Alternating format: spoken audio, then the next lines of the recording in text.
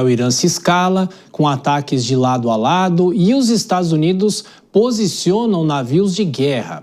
Nossa entrevistada agora é a doutora em Direito Internacional, a professora da Universidade Católica de Brasília, Priscila Caneparo, mais uma vez gentilmente nos atendendo. Tudo bem, professora? Boa noite, muito bem-vinda, como sempre. Boa noite a todos, muito obrigada pelo convite.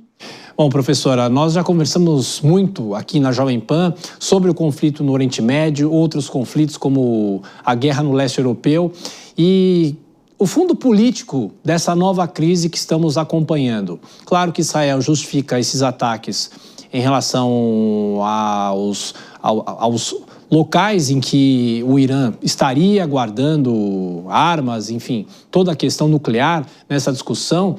Mas eu pergunto para a senhora o seguinte, isso pode se ampliar de que maneira? De que maneira, dependendo dos Estados Unidos também, do que é possível que aconteça, essa pode ser a real escalada dessa guerra no Oriente Médio, que a gente vem falando desde lá de trás com o ataque do Hamas, a partir do ataque do Hamas, professora?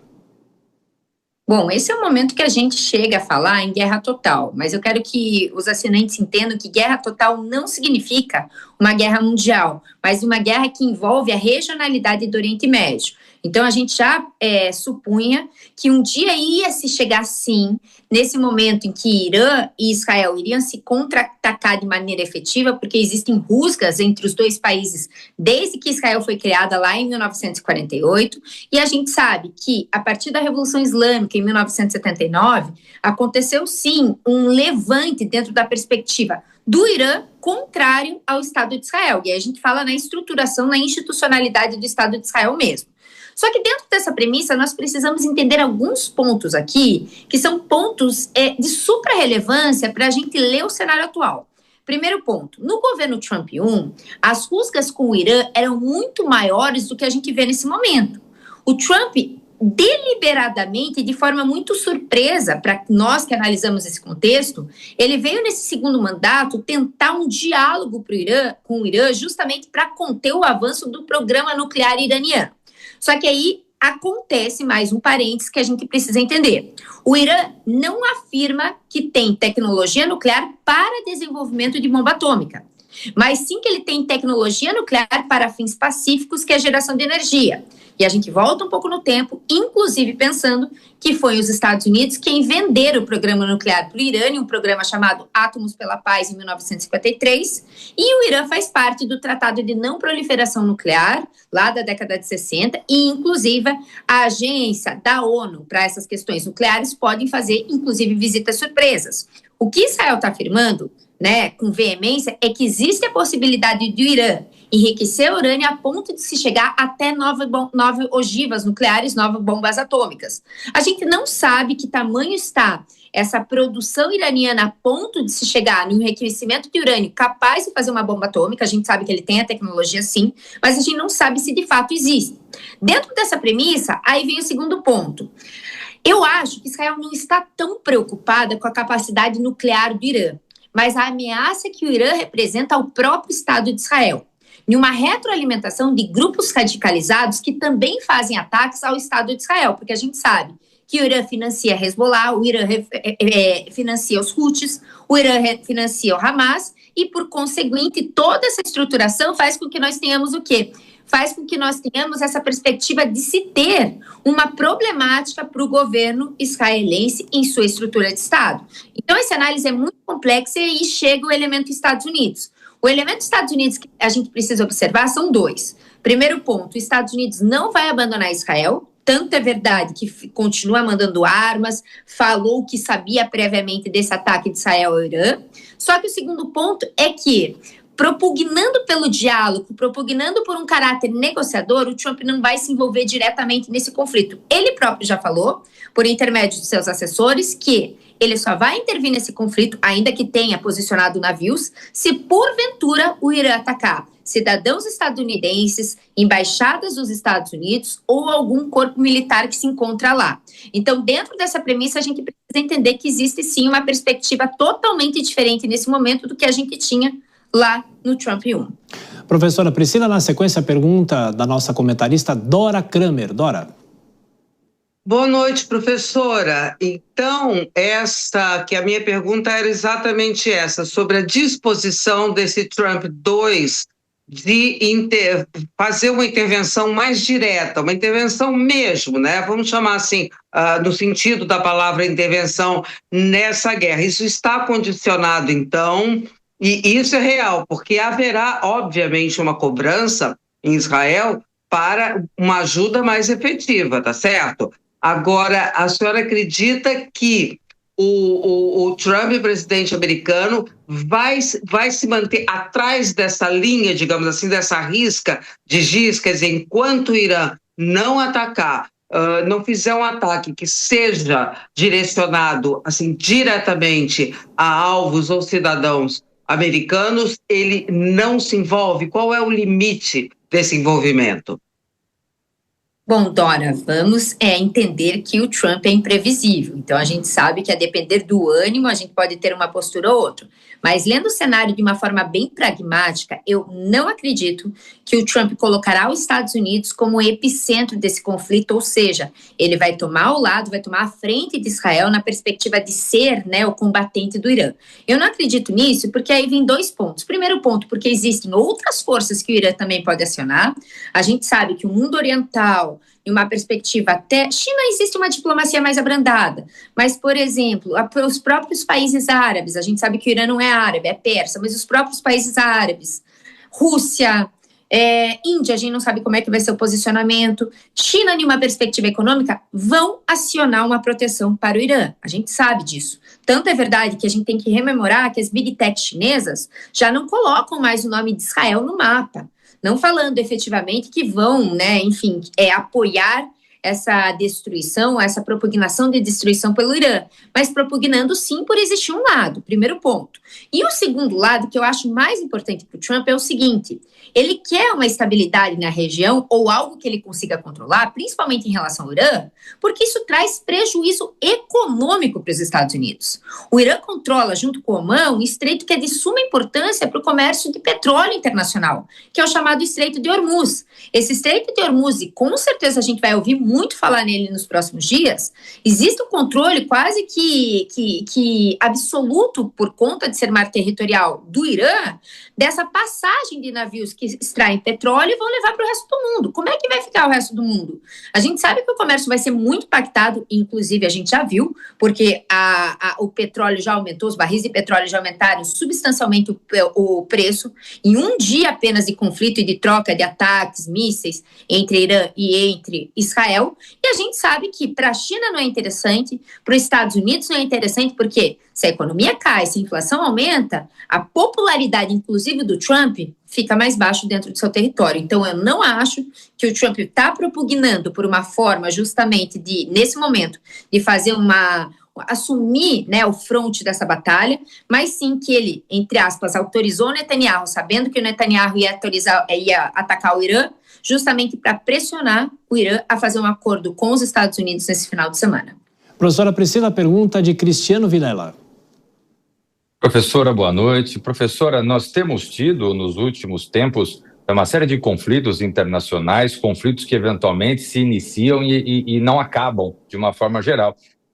O caso, por exemplo, do 7 de outubro de Israel, do conflito com o Hamas, a guerra entre Rússia e Ucrânia, enfim, a dificuldade que o mundo, de uma forma geral, eventualmente que a ONU, que os grandes players da geopolítica global acabam tendo para que, eventualmente, se chegue a um desfecho desses conflitos. Agora, nós temos esse novo capítulo que envolve dois estados importantes, com capacidade de atrair as atenções e as forças de diversas partes do globo, como você colocou muito bem.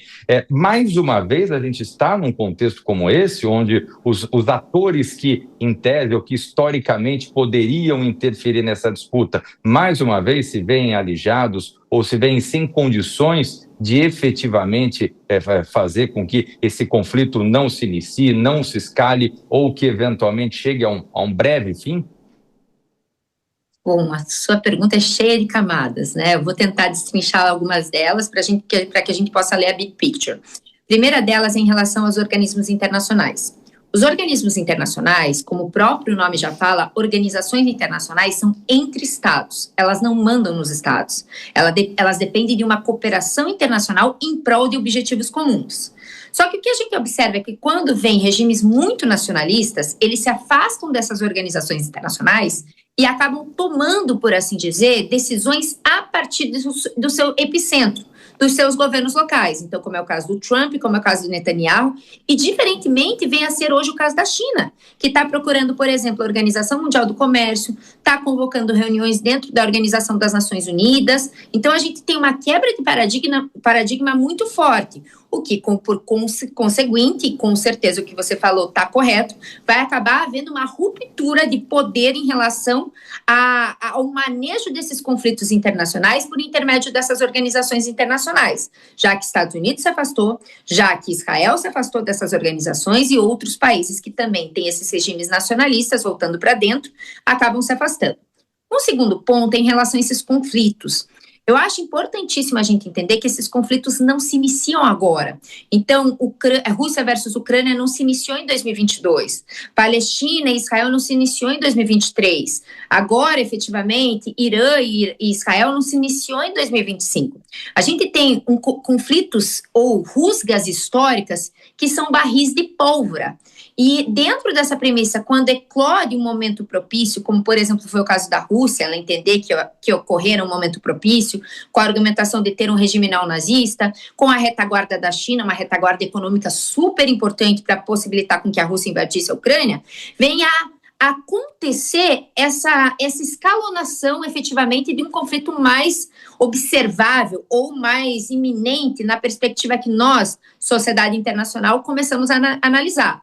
Mesma coisa de Israel e Hamas, né, porque de fato ocorreu o trágico ataque em 7 de outubro de 2023, mas já existia um monte de conflito sendo desenrolado desde que o Estado de Israel foi criado, entre Israel e Palestina. A gente sabe dessa questão do Fatah, lá dentro da Palestina, a gente sabe a questão do Hamas, a gente sabe a questão do Hezbollah no sul do Líbano. Então, são conflitos históricos que, nesse momento, por conta até do potencial diminuto das organizações internacionais e da cooperação internacional, acabam trazendo consequências muito mais drásticas e muito mais visíveis para a comunidade internacional.